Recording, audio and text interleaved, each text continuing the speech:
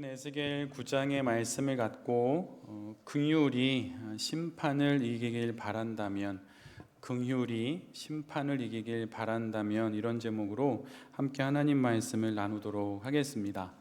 우리가 함께 묵상하고 있는 에스겔서는 크게 두 내용으로 구분할 수 있습니다. 전반부는 하나님의 심판의 내용이고, 후반부는 하나님의 그 회복의 말씀입니다. 지금 우리는 전반부를 지나가고 있지요. 오늘 본문은 하나님의 명령을 받은 6명의 천사들이 예루살렘 성전과 성을 향해 하나님의 심판을 집행하는 말씀입니다. 에코가 들어간 것 같아요. 영국경제. 예, 고맙습니다. 볼륨도 약간 줄여주셔도 괜찮을 것 같아요.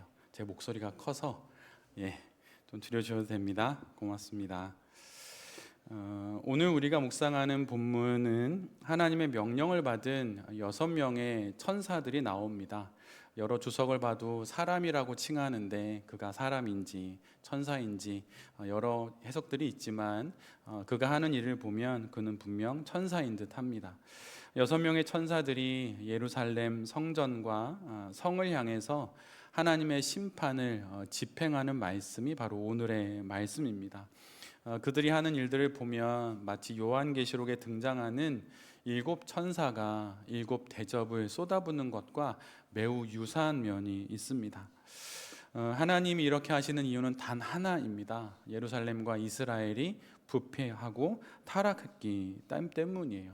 그래서 하나님께서는 그분의 긍휼하심과 자비를 거두어 들이시고 심판을 행하시게 됩니다. 어느 목사님이 이런 이야기를 하셨어요. 하나님은 사랑의 하나님이십니다. 기독교는 사랑의 종교입니다. 그런데 사랑이라고 하는 교리의 창살에 하나님을 가둘 수는 없습니다. 이런 말씀을 하셨어요. 분명 성경에는 사랑의 말씀이 많습니다. 예수님도 우리를 사랑하셔서 십자가를 지시고 우리를 구원하셨지요. 근데 여러분, 사랑이 있다고 말하는 성경에 심판을 기록해 놓고 있습니다. 이 사실을 우리 모두가 잘 기억해야 하는 것이에요. 또 반면에 심판만 많이 강조되는 것도 성경이 아닙니다. 여러분이 뭐 하나 까딱 잘못했다고 하나니 옳거니 잘 걸렸다 이러고 막 벌 주시려고 호시탐탐 기회를 보시는 분이 하나님이 아니에요. 여러분, 그 균형을 잘 가지고 있어야 합니다. 그래서 사랑을 이야기하는 성경이 심판을 이야기하고 있고, 심판을 이야기하는 하나님의 말씀이 사랑을 말하고 있음을 여러분 잘 기억할 수 있기를 바랍니다. 그런데 오늘 본문은 특별히 그 중에서 심판을 말씀하십니다. 근데 하나님의 심판은 철저하고도 전면적으로 시행이 됩니다. 하나님이 행하시는 심판 가운데 가장 첫 번째로 일어나는 일이 있는데, 그것은 다른 것이 아니라 하나님께서 당신의 처소를 떠나는 것입니다. 하나님께서 계셨던 성소 안쪽에 있는 지성소, 그 자리, 여호와의 보좌를 하나님께서 떠나십니다. 하나님께서 성전을 떠나는 것은 이스라엘이 드리는 예배를 이제는 거절하신다는 뜻이에요. 나아가서는 그들과의 모든 관계를 단절한다는 말씀입니다.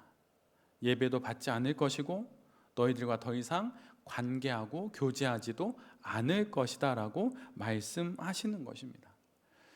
여러분, 오늘도 우리는 예배를 드립니다. 근데 여러분, 예배가 무엇일까요? 예배란 인간의 어떤 종교적인 행위가 결코 아닙니다. 다른 종교에서는 종교라고 말할까요? 다른 철학에서는 어떤 절대적인 진리를 향해서 구도의 길을 가는 것으로 많이 이야기를 합니다. 근데 여러분, 그거 아십니까? 불교에서는 구도의 길 가운데 부처를 만나면 부처를 죽이라고 합니다. 왜냐하면 내가 부처가 되어야 하기 때문이에요. 그래서 내 눈앞에 나타나는 부처에게 붙잡히지 말라는 것입니다.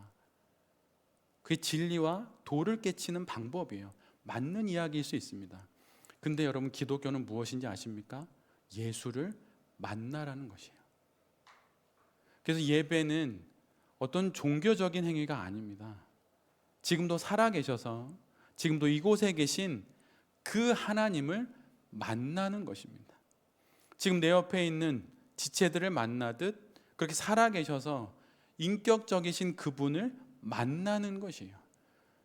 그래서 도와 진리는, 구도의 길은 고상한 지식과 아주 깊은 구도의 길을 걸어가는 사람만이 걸어갈 수 있지만, 예수 그리스도로 인한 신앙의 길은 모든 이들이 갈 수 있는 것이에요. 예수님이 뭐라 말씀하십니까? 너희들이 어린아이와 같지 않고서는 하나님 나라에 이룰 수 없다 하십니다. 이 말씀이 무엇입니까? 아이가 엄마를 만나듯, 딸이 아빠를 만나듯 그렇게 만나는 것이 곧 기독교라고 하는 것이에요. 그런데 지금 예루살렘과 이스라엘은 그 하나님을 만나길 거절함으로 인해서 하나님이 그들과의 교제를 끊고 그들의 예배를 거부하시면서 여호와의 성전을 떠나시게 된 것입니다.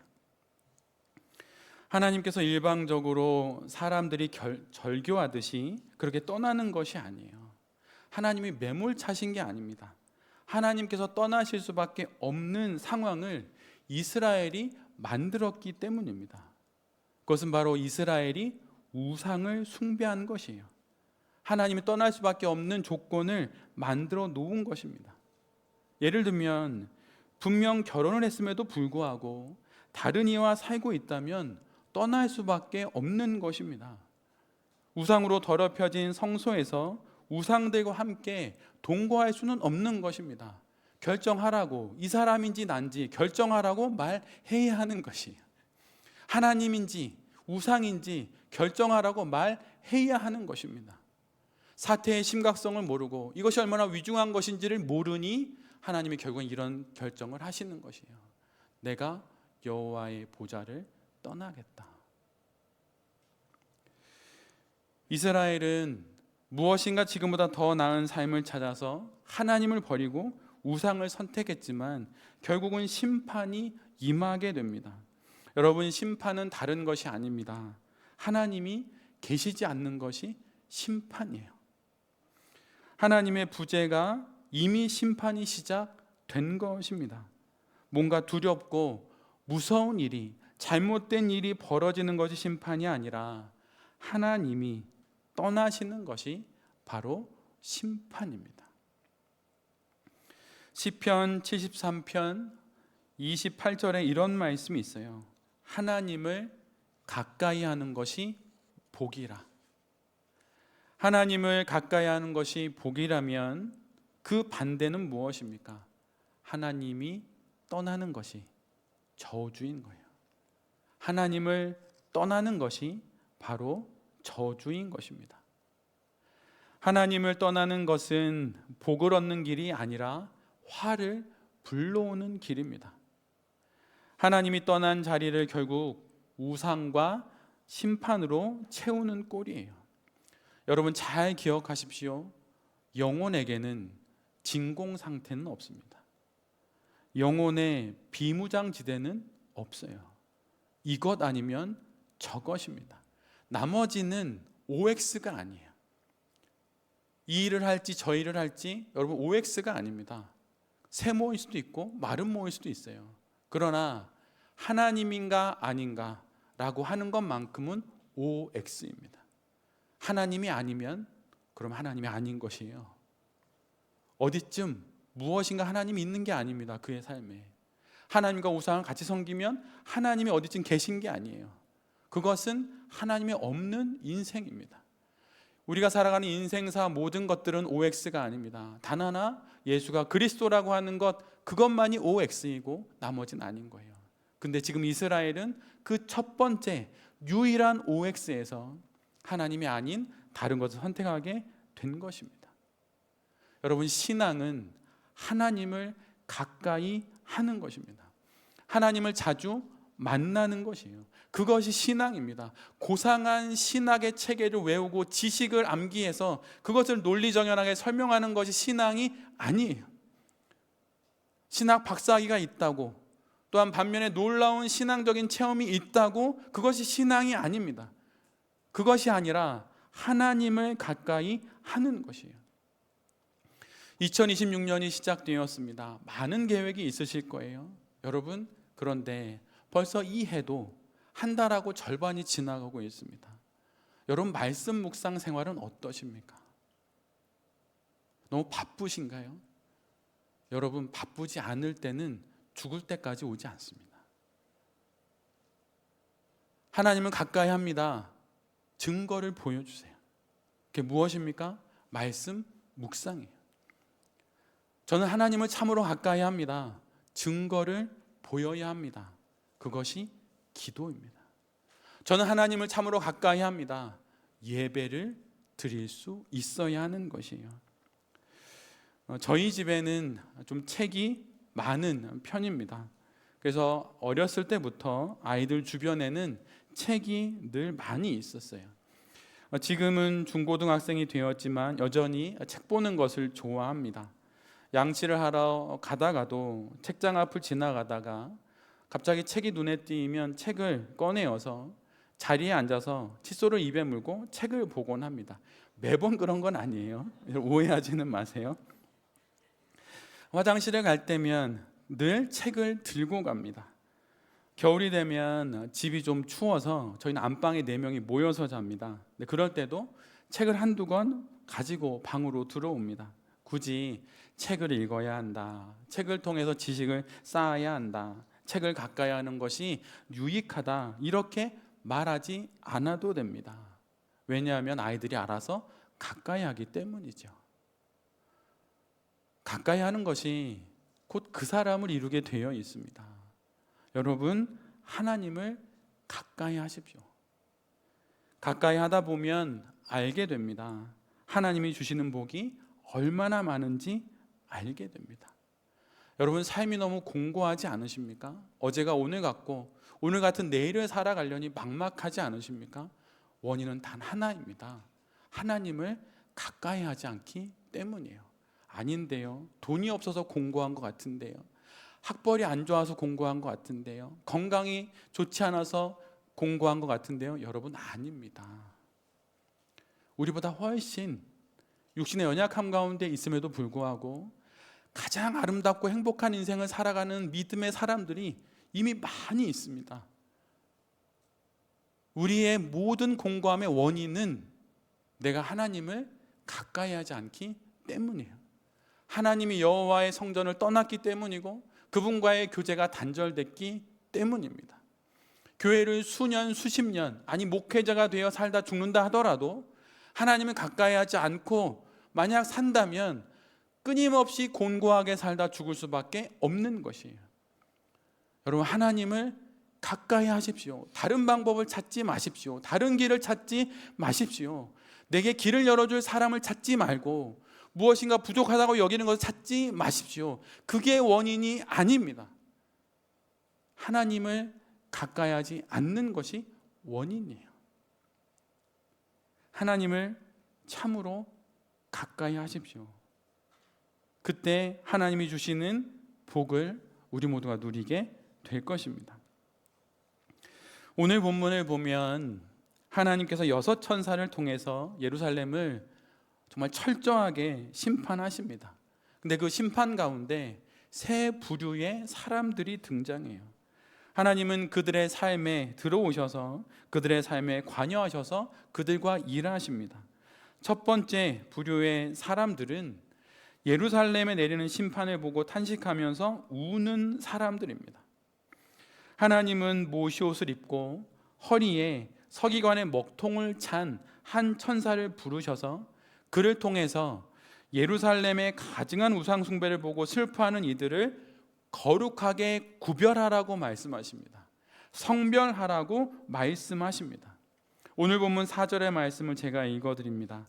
주님께서 그에게 말씀하셨다. 너는 저 성전 성읍 가운데로 곧 예루살렘으로 두루 돌아다니면서 그 안에서 일어나는 모든 역겨운 일 때문에 슬퍼하고 신음하는 사람들의 이마에 표를 그려 놓아라. 여기서 말하는 표는 원문으로 보면 히브리어 알파벳의 마지막 글자인 타우, 지금으로 말하면 영어의 소문자 T 모양인데 그것을 좀 크게 확대한 것이 여기서 말하는 이 표를 뜻하는 원어의 단어입니다.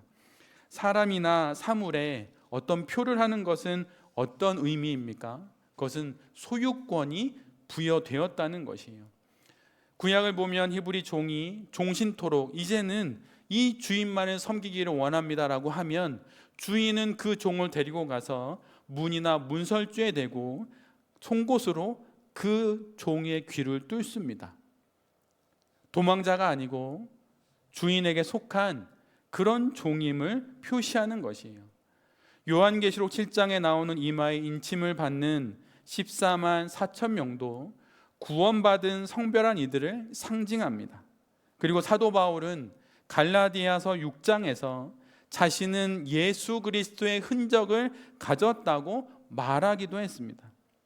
하나님은 심판 가운데 애통하고 연민하며 우는 자들을 이처럼 구별하십니다. 마태복음 5장 그 팔복의 말씀 가운데 애통하는 자는 복이 있나니 그들이 위로를 받을 것이며 라고 하는 말씀이 있습니다. 이 말씀처럼 오늘 본문에 애통하고 우는 자들에게 심판 속에서도 위로가 임하는 것이에요.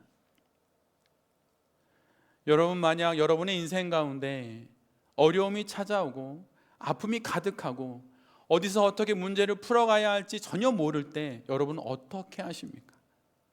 인생은 사실은 바로 그 영혼의 배고픔을 해결해가는 과정이라고 말할 수 있어요.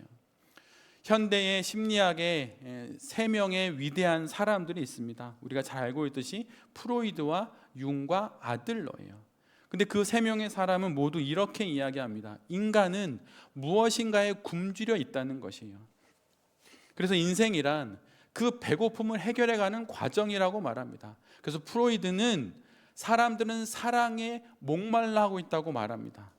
그래서 그 사랑을 해결해가는 과정이 인생이라고 하는 것이죠. 융은 그의 주장 가운데 보면 인간은 안전에 굶주려 있다고 말합니다. 좀 더 안전한 상황을 찾아가는 것이 인생이라고 하는 것이죠. 아들러는 의미를 찾아가는 것이 인생이라고 말을 했어요.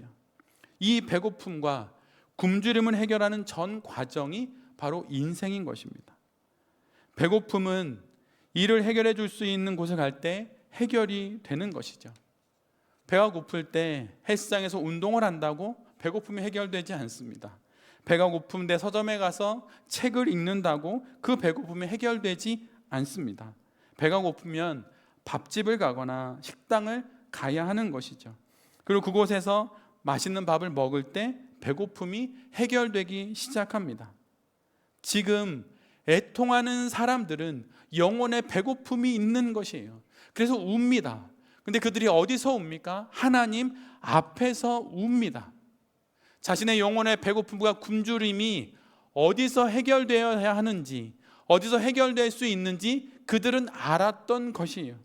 그래서 그들은 지금 자신들의 슬픔을 멈추게 할 수 있는 유일한 분이신 하나님 앞에서 애통해하며 웁니다. 여러분은 세상에 돌아가는 일들을 보면서 어떤 마음이 드십니까? 사실 매달 2번째 주 그 달의 기도문을 쓸 때마다 세상에 돌아가는 일들을 뉴스로 다시 한번 돌아봅니다. 너무나 어이가 없고 어처구니 없는, 인간이라면 할 수 없는 일들이 저질러지는 온 세계를 보면서 정말 한숨이, 한탄이 절로 나옵니다. 때로는 뉴스를 보면서 주먹이 불끈 쥐어지기도 해요. 저들이 정말 사람인가? 저들이 정말 하나님의 형상으로 빚어진 인간이라 할 수 있는가라고 하는 그런 한탄과 탄식이 절로 나옵니다. 그런데 오늘 본문에 바로 이 애통하는 이들은 예루살렘과 이스라엘의 멸망을 보면서 그 애통함을 갖고 하나님 앞에 나아가 그들은 기도합니다. 애통하며 눈물을 흘리며 하나님께 간구합니다. 심판이 벌어지는 온 세상 가운데 어떤 사람들은 심판이 들어서 도망가고 어떤 이들은 그 심판이 억울하다고 말할지 모르지만 오늘 본문에 가장 먼저 등장하는 이들은 그 심판을 보며 애통하며 우는 사람들인 것이에요. 시편 30편 11절에 이 말씀이 있습니다. 주께서 나의 슬픔이 변하여 내게 춤이 되게 하시며 나의 베옷을 벗기고 기쁨으로 띄우셨나이다. 이 짧은 시편의 한 구절의 주어는 주님입니다. 주님께서 슬픔을 기쁨으로 바꾸어 주시고 나의 애통함을 춤으로 바꾸어 주신다고 시인은 말하고 있어요. 우리의 눈물과 우리의 애통함을 닦아줄 수 있는 분은 누구입니까? 여러분, 하나님밖에 없습니다. 그 애통함과 그 절망과 슬픔, 막막한 모든 눈물을 갖고 여러분 하나님 앞에 나아가십시오. 오늘 본문에 애통하는 일들과 같이 하나님 앞에 나아가십시오. 정교도들이 했던 말 중에 이러한 말이 있습니다. 마른 눈으로는 하나님 나라를 볼 수 없다. 이 세상의 애통한 현실들을 보고 눈물 한 방울 흘리지 않는 그 사람은 하나님의 나라를 볼 수 없다는 것입니다. 세상의 많은 일들을 보며 눈물을 흘리지 않을 수 없고 슬퍼하지 않을 수 없습니다. 신앙 인생을 살아가며 고통과 아픔, 어려움이 찾아올 때 세상에 그 말도 안 되는 어처구니 없는 이 땅의 현실들을 볼 때마다 여러분의 눈물을 닦아줄 수 있는 하나님을 찾아가십시오. 하나님 앞에서 우리가 눈물을 흘릴 때 그 눈물은 눈물로 끝나지 않고 이 세상을 새롭게 하실 하나님의 놀라운 역사의 시작점이 될 것입니다. 하나님 앞에서의 그 눈물이 하늘로 올려지는 그 향과 같은 기도가 된다는 사실을 기억하면서 세상의 애통한 현실들 앞에 여러분 우십시오. 그리스도인들은 고래고래 고함을 지르고 세상이 바뀌어야 한다고 말하는 그러한 사람들이 아닙니다. 물론 그런 임무를 맡은 그리스도인이 있어요. 제가 지난주에 선물로 받았던 2대 유엔 사무총장인 다그 함마르쉘드 같은 사람은 그렇게 애통하며 살다가 50이 안 되어 죽었습니다. 우리 모두는 그렇게 살 수는 없어요. 그러나 여러분, 우리가 지금 여기서 할 수 있는 것이 있습니다. 이 세상의 현실을 보고 애통해하며 하나님 앞에 나아가 울며 기도하십시오. 그럴 때 하나님이 일하기 시작할 것이고 애통하며 우는 이들에게 마태복음 5장의 말씀처럼 하늘의 위로를 주실 것입니다. 오늘 본문에 등장하는 두 번째 무리는 하나님의 말씀을 따라 이 심판을 전하고 이 심판을 수행하는 천사들입니다. 우는 자들의 이마에 표를 하는 천사들을 제외한 나머지 다른 천사들은 하나님의 말씀을 그대로 준행합니다. 말씀하셨으니 준행합니다. 행동합니다. 여러분, 우리가 하나님으로부터 은혜를 받습니다. 오늘도 은혜를 받으려고 이곳에 오지 않았습니까? 그렇게 은혜를 받고 또 어느 누구도 경험하지 못했던 놀라운 신앙의 체험을 할 수도 있습니다. 그리고 그 이전에 누구도 설명하지 못했던 보이지 않는 신이신 그 하나님을 이 땅에 보여줄 수 있는 논리적인 신학을 내가 깨우쳤습니다. 그 모든 것의 결론이 무엇입니까? 은혜의 결론, 놀라운 신비의 체험, 말로 다 표현할 수 없는 것들을 설명해냈던 그 놀라운 신학의 깊이, 그 모든 것들의 결론은 무엇입니까? 그것은 바로 행동하는 것입니다. 신앙은 감동으로 시작할 수 있지만 결국 행동으로 끝나는 것입니다. 말로 시작되지만 결국은 삶으로 마무리되는 것이에요. 지식으로 시작되지만 손과 발로 끝맺는 것입니다. 여러분의 참된 신앙의 모습은 어디에 있습니까? 여러분, 교회에 있지 않습니다.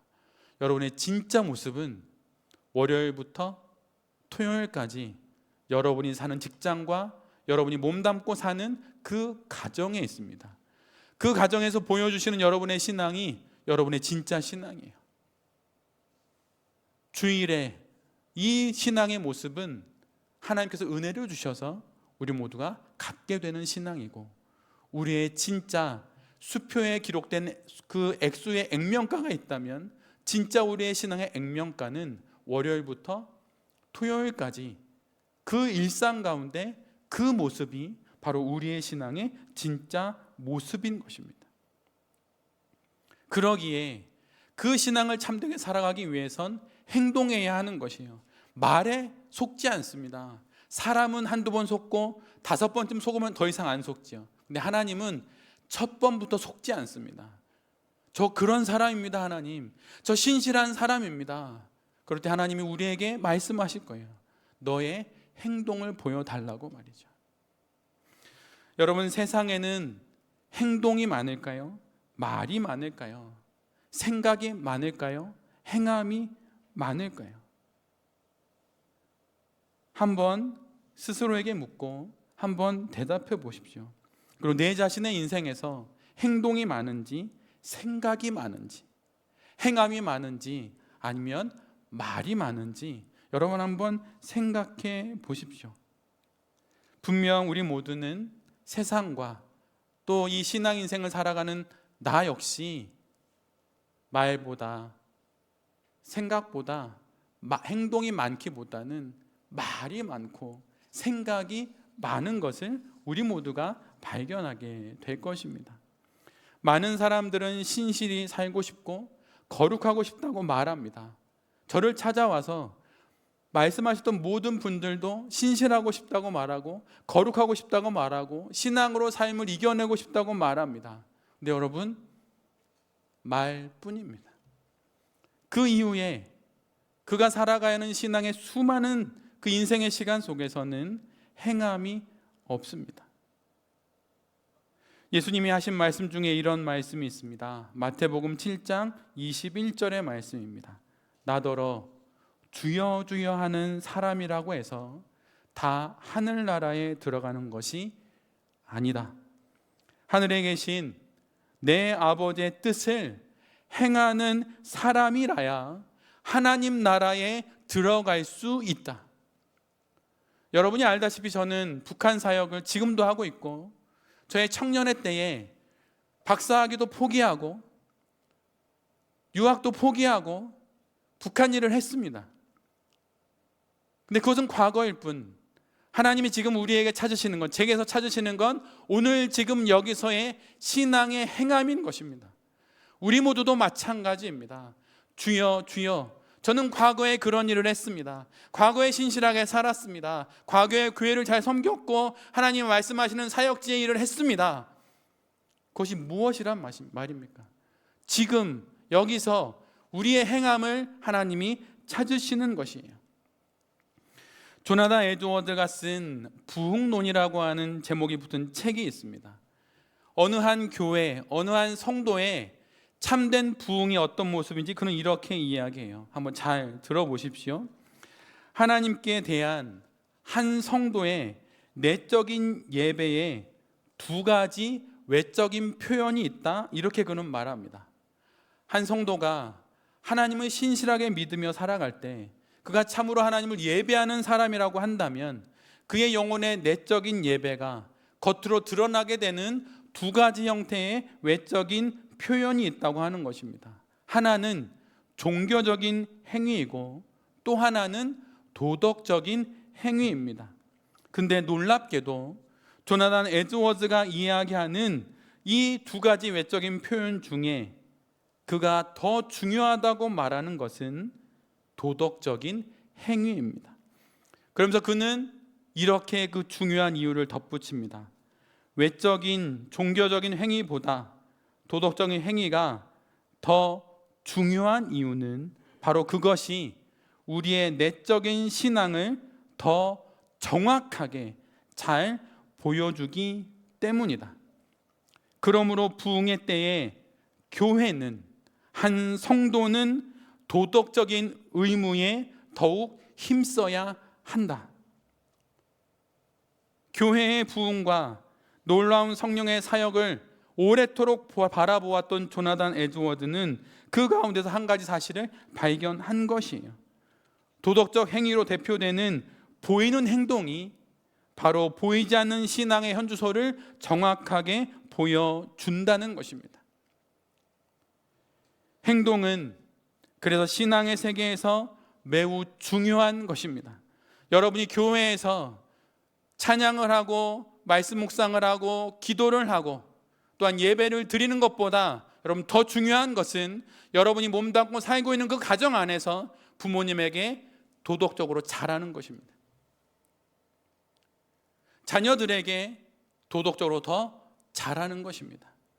배우자에게 여러분이 교회에서 보여주시는 이 모습이 100이라고 한다면 여러분 가정에서 직장에서 200, 300의 모습을 보여줘야 해요. 그것이 여러분의 신앙이 진짜라는 것을 증명하는 것입니다. 그 행함이 우리 모두에게 있어야 하는 것이에요. 여러분 그렇게 행하십니까? 매우 어려울 것이에요. 저희 아버님 말씀드렸지만 이북 분이십니다. 뇌출혈로 쓰러지셨는데 지난 토요일도 시내에 나갔다 오셨어요. 저희 집이 남양주인데 그 추운 날씨에 혼자 갔다 오셨습니다. 목소리도 저의 2배 엄청 크십니다. 쩌렁쩌렁. 근데 여러분 그 아버지께 복음을 전하는 것이 쉽겠습니까? 진짜 어렵습니다. 왜 그렇습니까? 그분이 나의 아버지고 내가 그분의 아들이기 때문이에요. 만약 제가 목사라고 하는 타이틀로 성도로 만났으면 아버님은 저를 그렇게 대하지 않으실 겁니다. 근데 아들이니까 그렇게 대하시는 거예요. 근데 여러분 거기에서 여러분의 신앙의 현주소가 드러나는 겁니다. 어머니 대하기 너무 어렵지 않습니까? 근데 여러분 거기에서 진짜 여러분의 신앙이 드러나는 거예요. 자녀들 진짜 어렵지 않습니까? 거기서 여러분의 신앙이 드러나는 거예요. 부모님 진짜 어렵지 않습니까? 거기서 여러분의 신앙이 드러나는 거예요. 진짜 신앙은 바로 그곳에서 행하는 것으로 드러나는 것입니다. 그 행함이 우리에게 있어야 해요. 하나님이 명령하시자 이 천사들은 그저 행합니다. 여러분 행동이 믿음이에요.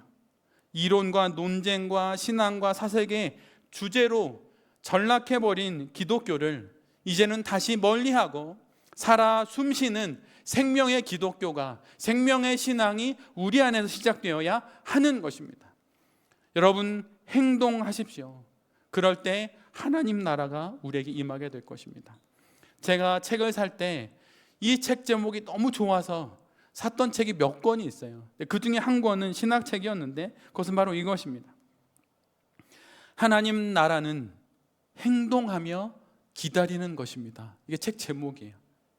하나님의 나라는 저 산에 있는 수도원에 들어가서 기도함으로 기다리는 것이 아닙니다. 하나님의 나라는 교회에서 예배하는 것으로 기다리는 것이 아니에요. 이단과 사이비가 왜 틀렸습니까? 그들은 그저 모두 모아서 예배만 드리게 합니다. 그곳으로는 하나님의 나라가 임하지 않는 것이에요. 하나님의 나라는 행동할 때에 임하는 것이고 우리는 행동하면서 하나님의 나라를 기다리는 것입니다. 지난 1월 여러분이 알다시피 저는 안식월을 보냈습니다. 안식의 기도라고 하는 제목의 10개가 넘는 기도를 드리면서 1월 한 달을 보내며 이런 기도를 하나님께 드렸어요. 뜬금없는 기도 제목이 제 안에서 올라왔습니다. 하라는 모든 것을 하겠습니다. 행하라는 모든 것을 행하겠습니다.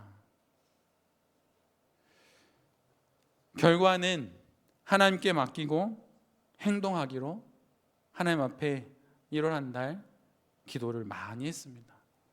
여러분 결과는 하나님께 맡기고 행동하십시오. 그것이 그것이 믿음입니다. 가끔 성도님들이 이런 질문을 합니다. 제가 이것을 왜 해야 하죠?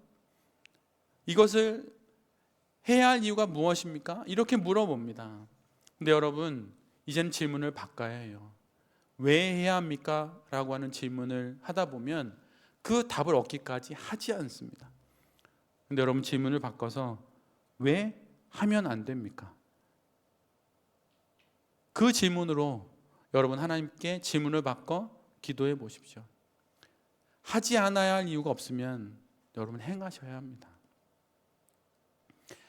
행해야 할 단 하나의 이유를 찾다가 아무것도 못하고 죽는 이들이 여러분 많이 있습니다. 근데 여러분 질문을 바꿔서 왜 하면 안 되는가? 하지 않을 이유가 없다면 여러분 그냥 하십시오. 그럴 때 그 행함을 통해서 하나님이 분명 일하실 것입니다.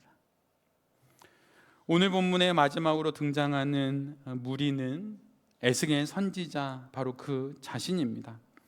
에스겔은 이 모든 일을 바라봅니다. 하나님이 여호와의 성전을 떠나시고 허리에 먹통을 쥔 천사가 애통하며 우는 자들의 이마에 표를 하고, 반면에 다른 천사들은 하나님의 명을 따라 심판을 행하는 것을 모두 바라봅니다. 그러면서 에스겔은 하나님께 이렇게 말씀드려요. 하나님의 심판이 이렇게 집행이 된다면 어느 누가 살아남을 수 있고, 살아남은 자들도 결국은 절망하여 멸망할 수밖에 없지 않습니까? 라고 하는 마음으로 에스겔은 하나님께 호소합니다. 그의 모습은 소돔과 고모라의 멸망, 그 심판 앞에서 하나님 앞에 호소하는 아브라함의 모습을 그대로 닮았습니다. 금송아지 사건으로 인해서 이스라엘 민족을 쓸어버리시려는 하나님을 가로막아서는 모세의 모습을 닮았습니다. 그리고 신약으로 넘어가면 자신이 저주를 받아서 그리스도에게서 끊어질지라도 유대 민족의 구원을 바랬던 사도 바울을 닮았습니다. 에스겔은 지금 그렇게 벌어지고 있는 이 아주 참혹한 심판의 현장 가운데서 그 심판을 보고 하나님께 매달리며 호소합니다. 여러분 혹시 사람에게 호소해 보신 적 있으신가요? 저희 가정은 있었어요. 다른 게 아니라 저희 아이들이 아팠을 때입니다. 의사에게 정말 호소를, 좀 표현하면 매달려야 하는 그런 경험을 한 적이 있어요. 그래서 그때의 느낌이 어떤지, 누군가에게 호소를 하는 것이 어떤 건지 경험했던 적이 있습니다. 인생을 살아가면서 우리는 정말 어렵고 힘들고 또 위급한 상황에 놓일 때가 있죠. 그때 우리가 해야 할 첫 번째 일이 무엇입니까? 근데 여러분, 그 첫 번째 일은 하나님께 호소하는 거예요. 성도의 호소는 기도가 됩니다. 기도는 매우 고상한 신앙적인 행위가 아니에요. 자신이 겪고 있는 일과 자신의 마음의 상태를 그냥 말씀드리는 것입니다. 포장할 필요도 없고 무엇인가 있는 것처럼 꾸밀 필요도 없습니다. 있는 그대로 말씀드리는 거예요. 억울하면 억울하다고, 답답하면 답답하다고, 끊고 싶은데 끊어지지 않는다고, 뭔가 소망을 갖고 싶은데 내게 소망의 불빛이 보이지 않는다고 그렇게 말하는 것이 결국 기도인 것입니다. 기도를 어떻게 하면 잘할 수 있습니까? 이렇게 질문할 수 있어요. 근데 여러분, 기도를 잘한다는 것은 살아계신 하나님과 날마다 만나는 것이에요. 자신의 상황을 사람들에게 이야기하듯 그렇게 하나님께 말씀드리는 것입니다. 나보다 더 나은 상대를 찾아서 우리가 호소해야 하지 않겠습니까? 나보다 더 나은 상대, 가장 능력이 많고 아는 것이 많고 해결할 능력이 차고 넘치는 그런 분이 누구입니까? 바로 하나님입니다.